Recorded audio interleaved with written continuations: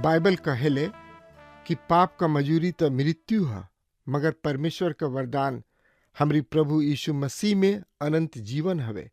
हमनी का ऐसन काम कैले बनी जा जवन परमेश्वर के नाखुश करेला, जवन हमनी के दंड भोगे वाला पात्र बनौले बा। मगर बाइबल अनंत जीवन की ओर एगो सुघर रास्ता प्रस्तुत करेला। TWR इंडिया से प्रसारित कार्यक्रम जिंदगी की राह यही अनंत जिंदगी की खोज में चले वाला एगो कार्यक्रम है। कृपा करके सुनी देखें ताकि परमेश्वर आपकी जिंदगी में आपका रास्ता बतावे वाला ठहरस। दया करी प्रभु रउआ दया करे ना हो, दया करे ना भक्त करेलन को हरिया, दया करे ना भक्त करेलन को हरिया, दया करे ना। दया करी प्रभु रउआ दया करे ना हो, दया करे ना। दया करी प्रभु रउआ दया करे ना हो, दया करे ना भक्त करेलन को हरिया, दया करे ना भक्त करेलन को हरिया, दया करे ना।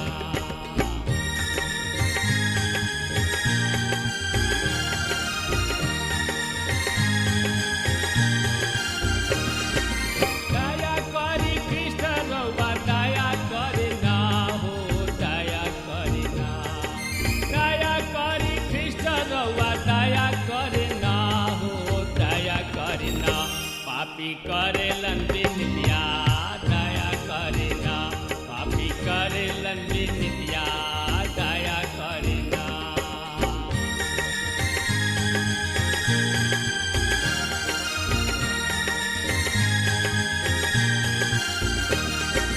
हाथ जोड़ी करी प्रभु शरण में सिसवा, दया करे ना। हाथ जोड़ी करी प्रभु चरण में सिसवा, दया करे ना। सेवक मांगेलन बरतनवा, दया करे ना। सेवक मांगेलन बरतनवा, दया करे ना। दया करे ना प्रभु दया करे ना जी, दया करे ना।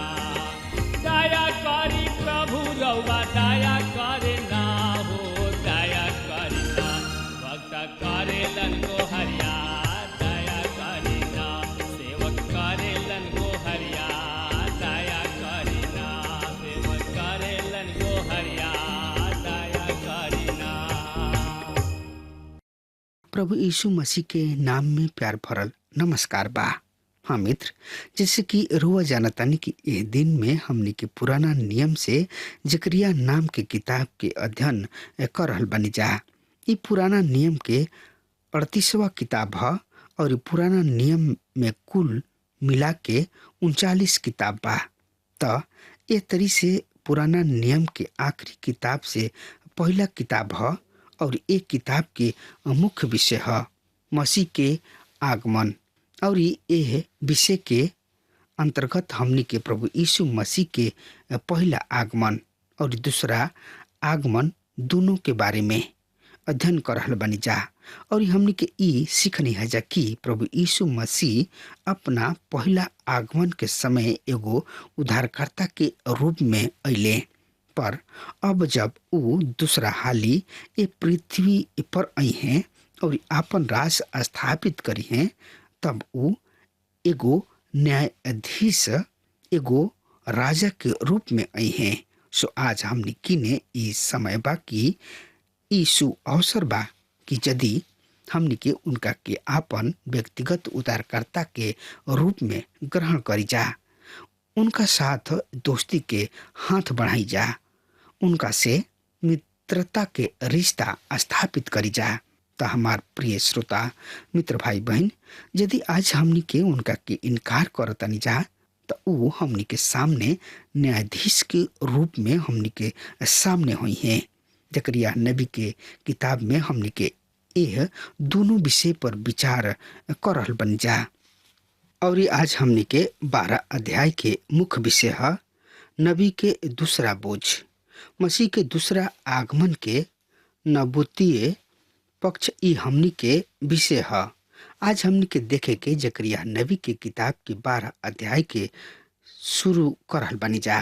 जैसे कि हम रुआ के बताऊनी हा कि 12 और 14 अध्याय हमनी के मसीह के दूसरा आगमन के नबूवतीय पहलू के विषय में जानकारी प्रदान करता। ई जकरिया नबी के नबूवत के दूसरा व अंतिम मुख्य खंड है।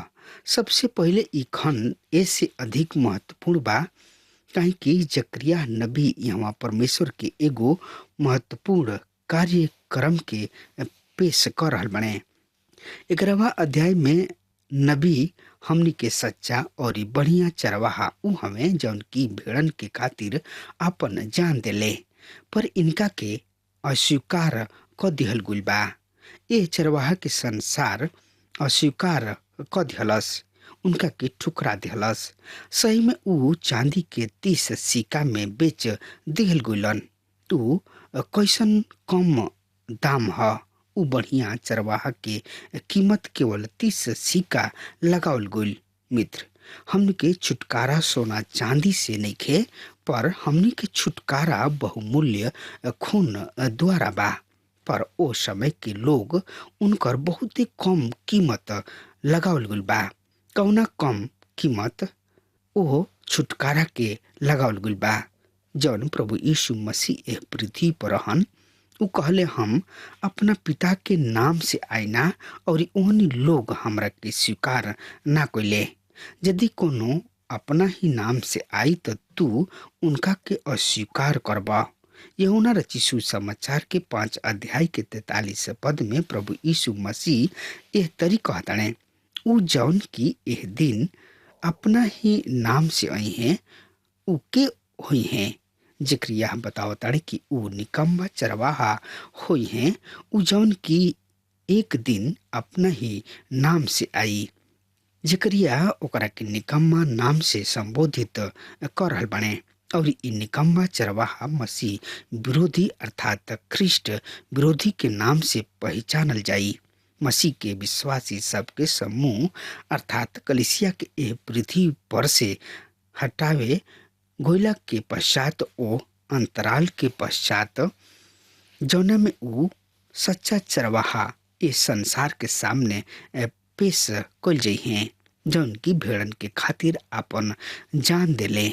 हमने के अब पावतनी जा ओ समय पर जब निकम्मा व झूठा चरवाहा खुद के पेश करी हैं, उनका के संसार द्वारा स्वीकार कल जाई, जबकि सच्चा चरवाहा के संसार स्वीकार ना कइले। पर संसार ओ झूठ और निकम्मा चरवाहा के स्वीकार करी हैं, उनका के संसार द्वारा स्वीकार कल जाई। संसार उनका बढ़िया स्वागत करी, जबकि बढ़िया चरवाहा के स्वागत बड़ा बुरा तरी से कल गइल। उनका खातिर तो संसार में सर धरे खातिर जगह भी ना रहे। उनका के एगो गाय बैल खात रहन सा, ओकरा के कहल जाला चरनी, या दूसरा शब्द में कहीं गौशाला। ऊ प्रभु यीशु मसीह के खातिर दिहल गइल ऊ जगह ह जहाँ गाय बैल पशु उहवा खाना खात रहन। ऊ उनका के दिहल गइल, उहमे उनका रहे के निवास ह। ई संसार ओ बढ़िया चरवाहा के बढ़िया स्वागत ना कइले, पर ई संसार ओ निकम्बा चरवाहा के एगो बढ़िया स्वागत करी हैं और ई संसार उनका स्वागत में अभी से जुट गुल बा। संसार बड़ा लगन के साथ उनका संसार के तैयारी कर रहल बाड़े। मित्र, ऊ महाक्लेश उत्पन्न करी हैं। ई चरवाहा जौन की झूठ व निकम्बा चरवाहा हमें ऊ महाक्लेश के उत्पन्न करी हैं, ना कि 1000 वर्षीय राज शुरू करी हैं।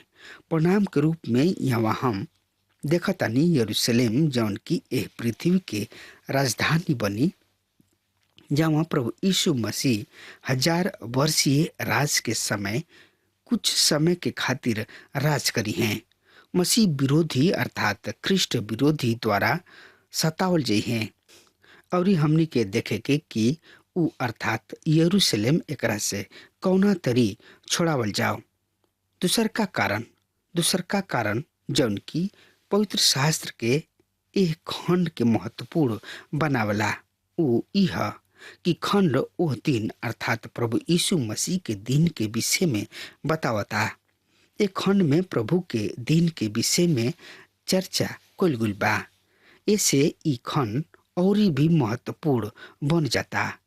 12वां अध्याय के अंतिम घेराव के विषय में बता रहल बा। न केवल घेराव वरन उनकरा समापन के विषय में भी ई खंड हमनी के सूचना देता और ये अध्याय में यरूशलेम के उल्लेख 10 हाली भइल बा तथा ओह दिन वाक्यांश के उल्लेख 7 हाली भइल बा। ये दू अभिव्यक्ति बार बार प्रयोग कइल गइल बा। ओ दिन वाक्यांश प्रभु के दिन के संदर्भ में प्रयोग कइल गइल बा और एकर प्रयोग कइल गइल बा और एकर प्रयोग प्रभु के दिन के संदर्भ में कइल गइल बा जौन की महाक्लेश के युग के साथ शुरू होता और एकरा समाप्त होके पश्चात 1000 वर्षीय राज में प्रवेश करता, जेकर उद्घाटन प्रभु यीशु मसीह करी हैं जब वो दोबारा पृथ्वी पर आई हैं। सो ये तरी से हमनी के यह बात के स्पष्ट रूप से समझी कि प्रभु यीशु मसीह के दिन महाक्लेश के युग के साथ शुरू हुई। ई अंधकार के दिन हुई।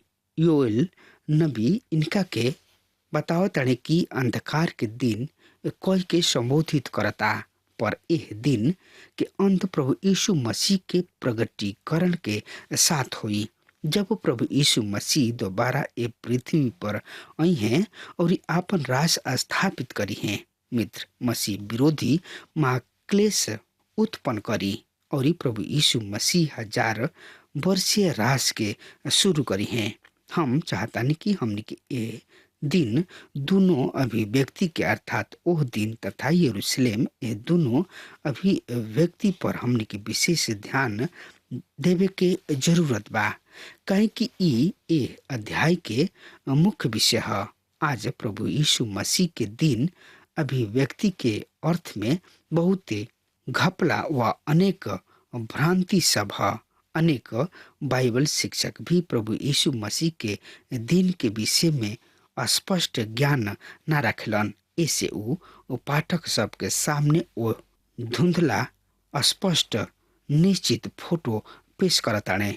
अब जब प्रचार मंच के ई दशा बात बेंच सब पर बैठल सदस्य के का दशा हुई, उ का समझ सकी हैं। प्रभु के दिन अभिव्यक्ति के अर्थ ऐसे हम रोआ से बार बार अनुरोध करतानी कि रोआ ये अभिव्यक्ति पर विशेष ध्यान दीही। प्रभु के दिन ई महत्वपूर्ण बात बा, एगो महत्वपूर्ण विषय है। ई साधारण विषय ना है। एकरा के समझल हमनी के पहला कर्तव्य है।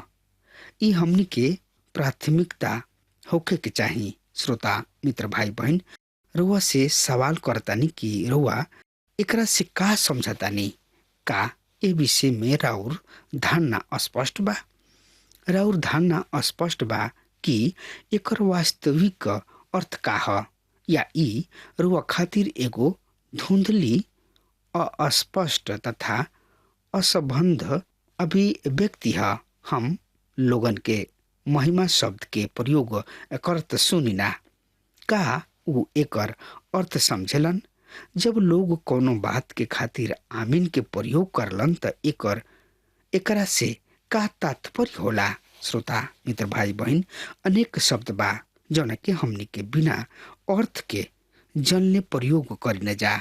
ऐसे हमार रउआ से अनुरोध बा कि हमनी के ए शब्द के समझी जा, पहचानी जा और एकरा अर्थ के जानी जा और बड़ा समझ के साथ इस शब्द के प्रयोग करी। प्रभु के दिन अभिव्यक्ति एगो महत्वपूर्ण वाक्य है।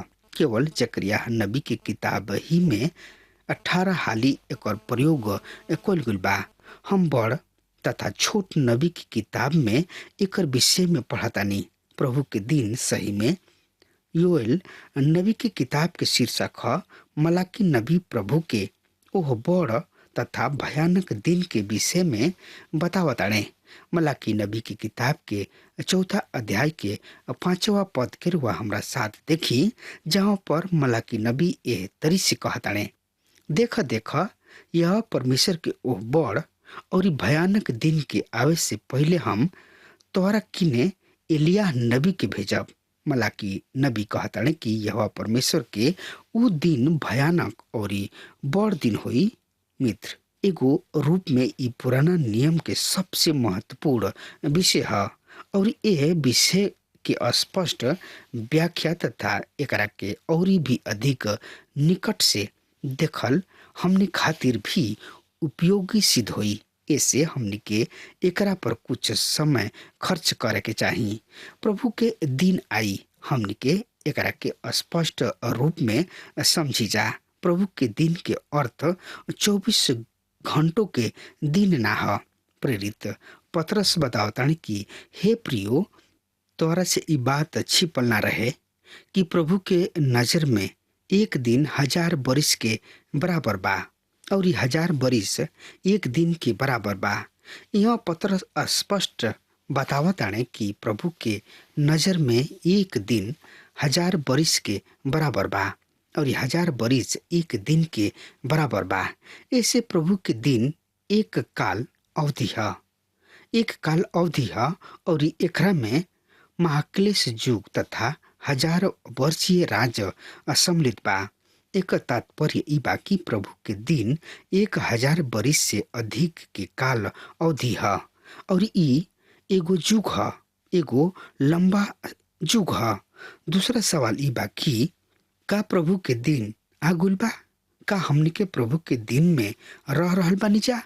मित्र, पुराना नियम में एकरा के भविष्य की घटना बता के समाप्त हो जाता। पुराना नियम भविष्य की ओर संकेत करता और पुराना नियम एक पूर्व आशा रखता। प्रेरित पौलुस स्पष्ट बतावता है कि अभी भी भविष्य के विषय है। नया नियम में भी ई दिन पूरा नहीं भइल। ई भविष्यवाणी जौन की प्रभु यीशु मसीह के दिन के भविष्यवाणी है पूरा नहीं भइल और ऐसे नया नियम एक पूर्व आशा रखता। प्रेरित पौलुस थिस्सलुनीकियों के पहला पत्री ओकर 5 अध्याय के 2 पद में बतावता है, काहे कि तू खुद भली भांति जानता है कि जैसे राति में चोर आवेला वही तरी ही प्रभु के दिन भी आई। मित्र, प्रभु के दिन प्रेरित पौलुस के समय में भी न आयल रहे। ऐसन कोनो घटना भी ना घटल जौन से कि ई प्रमाणित हो सके कि प्रभु के दिन आगुल बा। जहाँ तक प्रभु के दिन के चरित्र के सवाल बा, ई बढ़िया भी बा और बुरा भी बा। बढ़िया और बुरा समाचार एक ही प्रदेश में आ सकता। हम रउआ से कह सकतानी कि प्रभु के दिन बढ़िया समाचार दोनों बा। पहला ई बुरा समाचार बा, काहे कि ओकर शुरू महाक्लेश से बा।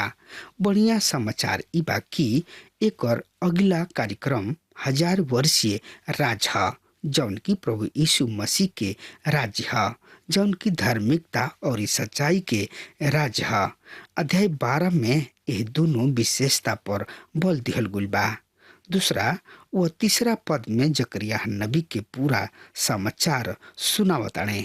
जकरिया बतावताने कि देखो, हम यरूशलेम के चारों ओर के जाति सब के खातिर लड़खड़ा देवी वाला प्याला बनावे पर बानी और जब यरूशलेम घेर लिहल जाई तब यहूदा के भी इहे दशा होई। ओह दिन ऐसन होई कि यरूशलेम के सब जाति के खातिर एगो भारी पत्थर बना दे। जितना लोग ओकरा के उठाई हैं उ सब गंभीर रूप से घायल हो जाई हैं।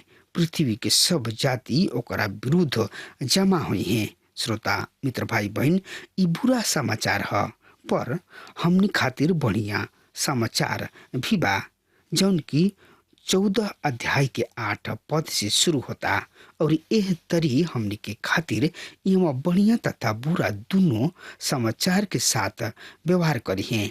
और इस समय हमनी के सामने महाक्लेश तथा यरूशलेम के घेराव के समाचार पेश कुल गुल बा। इर्मिया नबी एकरा के याकूब के क्लेश के समय कहताणे। इस समय में रुआ इर्मिया नबी की किताब 30 अध्याय के 5 पद से 7 पद के रुआ देख सकतानी। तो दानियल नबी भी इस समय के विषय में लिखल बने। दानियल नबी की किताब के 12 अध्याय 1 पद यहाँ पर ए तरी से लिखल गुल बा। ओ समय मिकाएल नाम बड़ प्रधान जौन की तोहार लोग के संरक्षक हमें उठी हैं और ऊ ऐसन विपत्ति के समय हुई जैसे कि कोनो जाति के पैदा होके के समय से अब तक कबो ना भइल हुई। और ओ समय तोहार लोग में से जितना के नाम ओ किताब में लिखल गोल हुई ऊ बचा लिहल जी हैं। श्रोता मित्र भाई बहन, प्रभु यीशु मसीह भी इस समय के खातिर बतौले बाणे और ऊ एकरा के महाक्लेश के नाम दिहल गुल बा। मत्ती रचित सुसमाचार के 24 अध्याय के 21 और 22 पद में प्रभु यीशु मसीह एह तरी से कहताणे, काहे कि ऐसन भारी क्लेश हुई जैसे ना तो जगत के शुरू से अब तक भइल और ना कब होई। और यदि ऊ दिन घटावल ना जाओ तो एकहु प्राणी ना बाचित, पर चुनल गोयला के कारण ऊ दिन घटा दिहल जाई। मित्र, यहाँ हमने किने जकरिया की किताब के 12 अध्याय में यह महाक्लेश युग के विवरण बा। रुआ हमरा साथ देखी जकरिया नाम की किताब 12 अध्याय 1 से 3 पद इसराइल के विषय यहोवा के बाणी, आकाश के ताड़े वाला, पृथ्वी के नेव डाले वाला तथा मनुष्य के अंदर आत्मा के रचे वाला यहोवा परमेश्वर के ई बाड़ी है। देखो, हम यरूशलेम के चारों ओर के जाति सब के खातिर लड़खड़ा देवे वाला प्याला बनावे पर बानी। और जब यरूशलेम में घेर लिहल जाई तब यहूदा के भी इहे दशा होई। ओ दिन ऐसन होई कि हम यरूशलेम में सब जाति के खातिर एगो भारी पत्थर बना देव। जितना लोग उनका के उठाई हैं वो सब गंभीर रूप से घायल हो जाई हैं। पृथ्वी के सब जाति ओकरा विरुद्ध एकत्रित हुई हैं। मित्र, पहला पद में हमने के पढ़नी हजा इसराइल के विषय यहोवा परमेश्वर के बाणी, आकाश के ताड़े वाला, पृथ्वी के नेव डाले वाला तथा मनुष्य के अंदर के आत्मा के रचे वाला यहोवा परमेश्वर के ई कथन है। प्रिय मित्र, ई अभिव्यक्ति के यहाँ के तात्पर्य बा नबूवत व दंड। इसराइल जाति पर दंड आवे वाला बा। इ नबूवत यरूशलेम के घेराबंदी से संबंधित बा और ई आर्मगिदोन के लड़ाई के भूमिका स्वरूप बा। अनेक बाइबल आलोचक इन नबूवत के अवहेलना करे चाहलन। यदि ऊ ऐसन करताणे त ऊ जकरिया नबी के झूठा ठहरावे चाहताणे, जौन की ई दावा करलन कि ई यह परमेश्वर के ई बाणी है, अर्थात ई नबूवत सीधा परमेश्वर के ओर से बा। हमरा विश्वास बा कि जकरिया नबी भी सच्चा नबी हवे और ऐसे जवन की उनका वचन के अस्वीकार करलन उ खुद ही झूठा साबित होले। मित्र, एह पद में 3 गो महान कथन पावल जाता। आकाश के ताड़े वाला, पृथ्वी के नेव डाले वाला यह परमेश्वर के ई बाणी है। ई परमेश्वर के 3 महान गुण है, पर समय के अभाव के कारण हम यहाँ में ठहर जाता नहीं। अगला कार्यक्रम में हमने के यह तीनों महान गुण पर विचार करे के। तब तक खातिर वह हमारा के आज्ञा दी। परमेश्वर वह के बहुत ही आशीष देश। आमीन। हमके विश्वास बा कि ई कार्यक्रम आप सब खातिर फायदेमंद सिद्ध भइल हुई।